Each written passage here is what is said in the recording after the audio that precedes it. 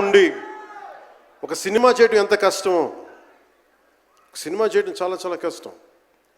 నేను మీతో పంచుకోదలుచుకున్నాను ఈ రోజున. మీకు సంబంధించి నేను మొదటి సినిమా నుంచి ఇప్పుడు దాకా జానీ సినిమా నేను చేసినప్పుడు అది ఫెయిల్ అయితే, ఆ సినిమా ఫ్లాప్ అయితే ఎలా ఉంది అంటే ఆ రోజు నా పరిస్థితి, వరుసగా హిట్లు కొట్టి కూడా ఒక్క సినిమా ఫ్లాప్ అయితే అందరూ మీరు వదలలేదు. నేను మీ గురించి ఎప్పుడు మాట్లాడతాను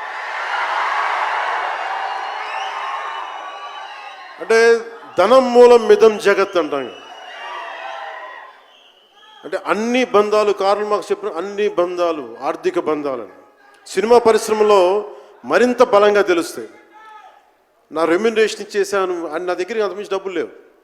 కానీ ఆ రోజు నుంచి ఈ రోజు దాకా ఒకటైతే మార్పు జరిగింది.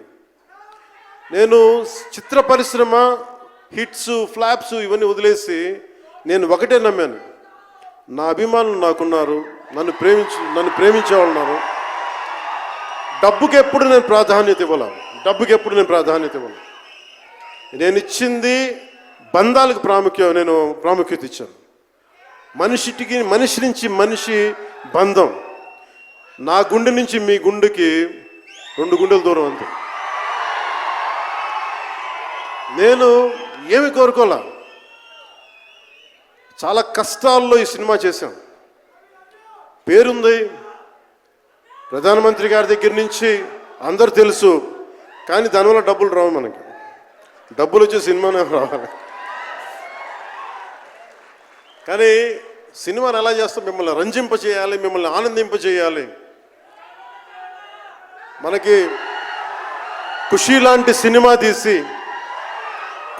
సినిమా తీసిన ఏఎం రత్నం గారు ఎప్పుడో 2017లో ఎప్పుడో సినిమా వచ్చి మీరందరూ తిడతా ఉంటారు కదా నన్ను, ఎంతసేపు రీమేకులు చేస్తావు అని.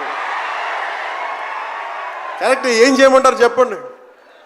మనకెవరు పెద్ద పెద్ద దర్శకులు లేరు. మన కింద నుంచి వచ్చిన వాళ్ళం. మనకి ఒక్క నిమిషం,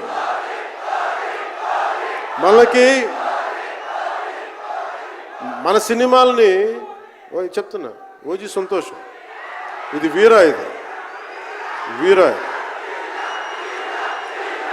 మీకు ఈ సినిమా గురించి చెప్తాను. మీకు అంటే మనకి దర్శకులు ఎవరు లేరు.